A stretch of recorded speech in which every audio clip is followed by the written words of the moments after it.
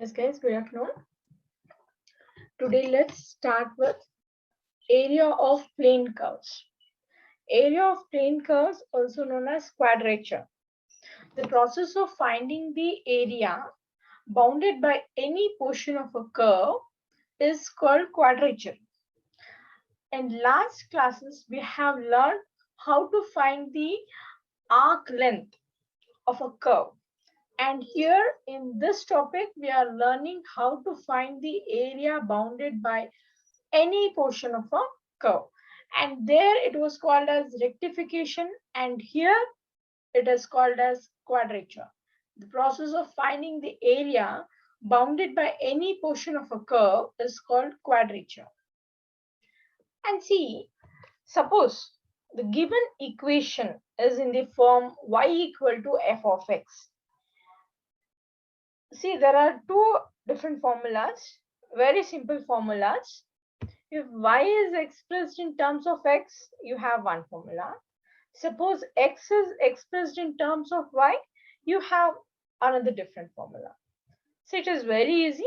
If y is equal to fx, then the area, okay, finding the area is by the formula integral a to b y dx. Suppose the given curve is in this form, x is equal to f of y. Then the equation or the formula is integral c to d x dy.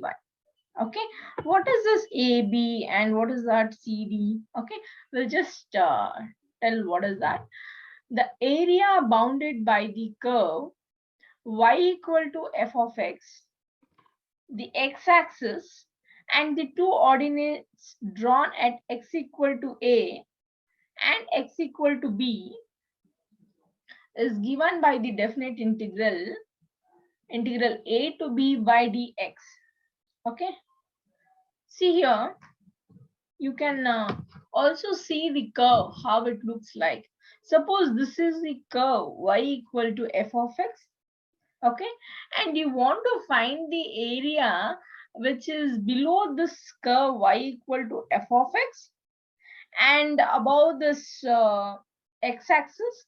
See, it is more specific. The area bounded by the curve y equal to f of x, this one, the x-axis, this one, and the two ordinates drawn at x equal to a and x equal to b, means this one, x equal to a, and this is x equal to b.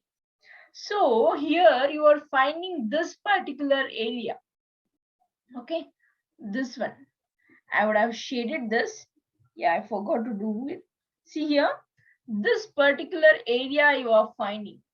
The area which is below this curve and above this x-axis, and which is in between these ordinates x equal to a and x equal to b. Okay, for this, the formula is integral a to b by dx. And here this a to b is the limit for x. Okay, see, when you write y will be a function of x. So you are integrating with respect to x, and also the limits is for x equal to a, x equal to b. So it is running from x equal to a to b. Okay, see, you are finding this particular area. So at this particular point, what is x? And at this particular point, what is x? So the limits are a to b. Similarly, the area bounded by the curve x equal to f of y, the y-axis, and two abscissa drawn at y equal to c and y equal to d is given by the definite integral c to dx dy. See here, the x is a function of y. So you can see here, this is the curve x equal to f of y. Okay, and this is y-axis, and these are two abscissa y equal to c and y equal to d. So you are finding this particular area. Okay, you are finding this particular area. So the formula for that is integral c to d x dy. And here this x will be in terms of y. So you are integrating with respect to y, and therefore the limits for y is from c to d. Okay.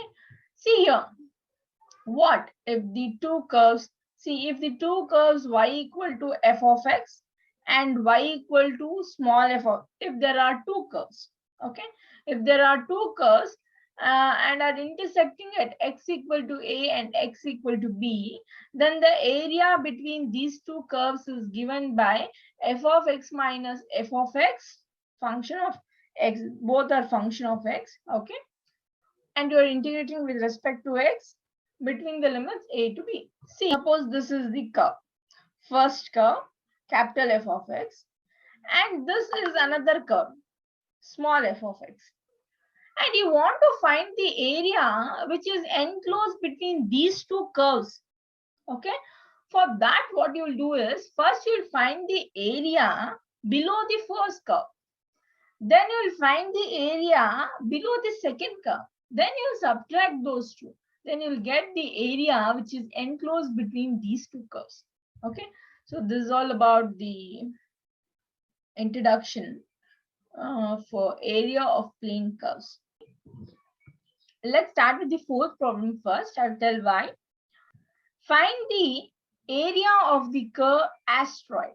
Okay, I have used this curve asteroid in rectification part also. And here in this topic also I am using the curve asteroid. Here you want to calculate all this area which is enclosed between this curve. So you should calculate all this area.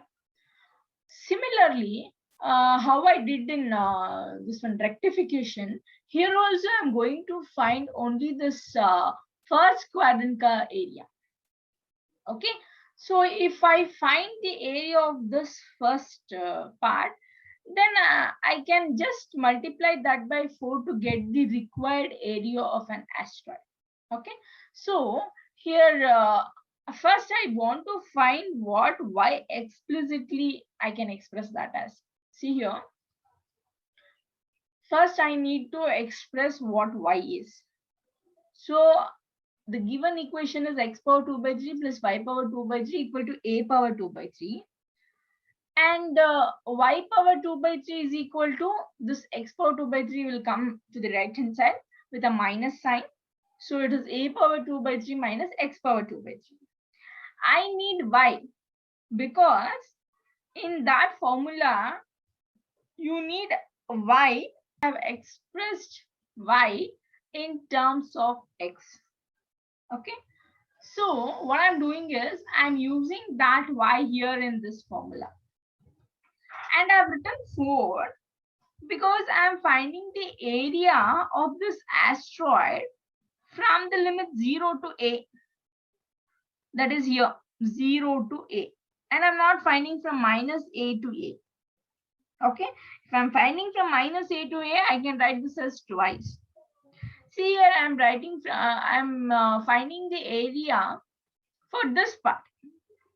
So I'm having the limit 0 to a, y dx. And in place of y, I'm substituting this one. This one. And here, as we did in the previous class, see here, if there is a minus x, you have different substitution. I told you in the previous class. If a plus x, what is the substitution? If x minus a, there are separate identities. See here, if I take x is equal to a sine cube theta, then you can write that as cos square theta. See here, this a sine cube theta becomes a power 2 by 3 into sine square theta. In both these terms, you can take a power 2 by 3 outside, and you are left with 1 minus sine square theta, and which is nothing but cos square theta. So you should substitute in such a manner that you can use that identities. So here I am substituting in such a manner that I can use those identities. So here it is a minus x, so I'm using x is equal to a sine cube theta, and here dx is equal to a 3 sine square theta, and derivative of sine theta is cos theta d theta. And also accordingly you should change the limits. When x is 0, theta is 0, and when x is a, theta is equal to pi by 2. So you need to substitute all these x, dx and these limits in this integral. So it looks like this. Okay. And after solving this, see, I told you if you take this a power 2 by 3 outside, you're left with 1 minus sine square theta. 1 minus sine square theta, or simply cos square theta. Cos square theta to the power 3 by 2 is cos cube theta. Sine square theta, cos theta. And remaining this constant I have taken outside. This a power 2 by 3 whole power 3 by 2 is a. With this a, it is a square. 4 3s are 12. And here,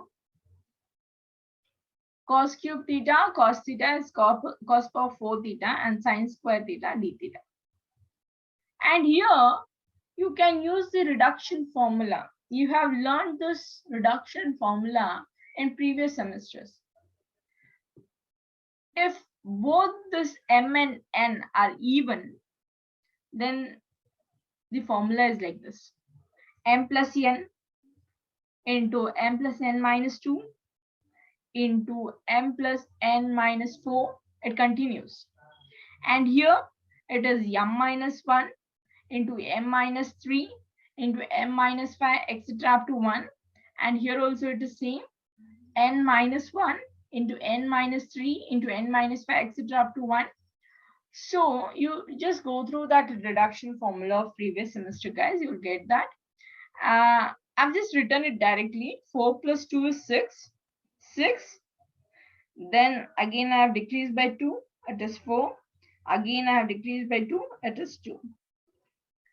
If both the terms m and n are even, I have pi by 2. Okay. And it is equal to 1 otherwise. Okay. And here, if this is m minus 1 is 3. 3 minus 3, 4 minus 3 is 1, and so on. And similarly, this 2 minus 1 is 1. After solving this, you will get 3 pi a square by 8. And moving on to the next problem. Find the area of the curve a power 4 y square equal to x power 5 2a minus x. See here, I have written what this y is here. Okay. And the curve is like this. Okay, this is one of the standard curve. And how to find these points? This is very much important. How to find these points? See here, why is this important is you will use this for limits. Okay, see, you'll use this for limit 0 to 2a. Like this you will use. See here, first use, see, what if y is equal to 0? If y is equal to 0, you have x is equal to 0 and x is equal to 2a. Okay, you just calculate that. If x equal to 0, what happens to y? Or if y is equal to 0, what happens to x? You'll get 2 points. 0, 0 and 2a, 0. So here the x is running from 0 to 2a. Therefore, the limit 0 to 2a. And I've written here 2 because I'm calculating only the upper part. Okay. To get the required area, I'll just multiply it by 2. That's it. So that I'll get the entire area. And here also, you can just see it is 2a minus x. And I have taken that x as sine square t. And since there is 2a here, I have written 2a so that I can take that 2a outside. and you are left with only 1 minus sine square t, and that 1 minus sine square t becomes cos square t. Okay, so this is how you'll write. And when once you substitute for x, you need to write what dx is, and also you should write what the limits are. Okay, so here you can see when x is equal to 2a sine square t, dx will be 2a into 2 sine t into derivative of sine t is cos t dt. And accordingly, you should change the limit when x is 0, t is 0, and when x is 2a, this t is pi by 2. So substituting all these x, dx limits in this integral, you have this. Okay.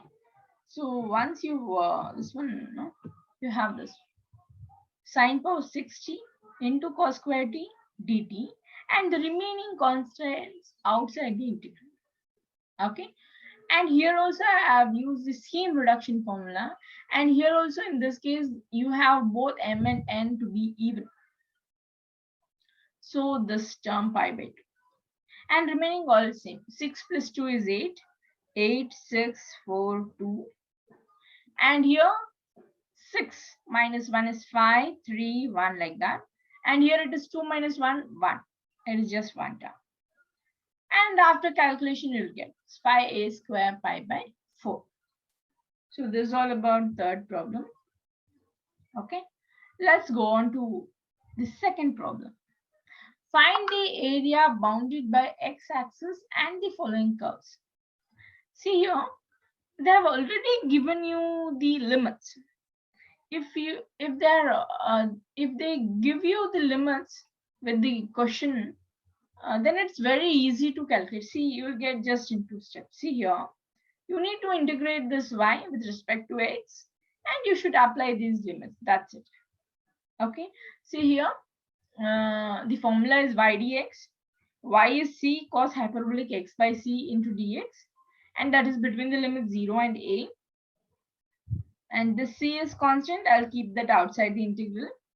And integral of cos hyperbolic x by c is sine hyperbolic x by c divided by derivative of x by c is 1 by c, and 1 by c, that c comes to numerator, and together with this c becomes c square sine hyperbolic a by c for the upper limit, and for the lower limit it is 0. Similarly for the second one, it's already given that limits are running from 0 to pi by 2, and the limits is for x. So I'll take what y is, y dx. Y dx is sine square x dx. Okay, 0 to pi by 2. You know this, how to integrate sine square x. You have the formula. 1 minus cos 2x is equal to 2 sine square x. I have used that formula, and I have integrated and applied the limits. Okay, that's all about the second one. Okay, fine. Now let's move on to the first problem. This is a bit different, but it is very easy, very interesting too. Find the area of the segment cut off from the parabola y square equal to 2x by the straight line y equal to 4x minus 1. See here, this is the parabola y square equal to 2x. This is the parabola y square equal to 2x. And they have asked you to find this area particularly, this one, which I have shaded. And this is the line y equal to 4x minus 1. So this line is cutting exactly here. And you need to find this area which is bounded by this curve and this straight line. Okay. So here, first, you need to calculate. See, how will you find this in between area is? First, you will find what the area below this straight line is. Okay. Then you will find what the area below this parabola is.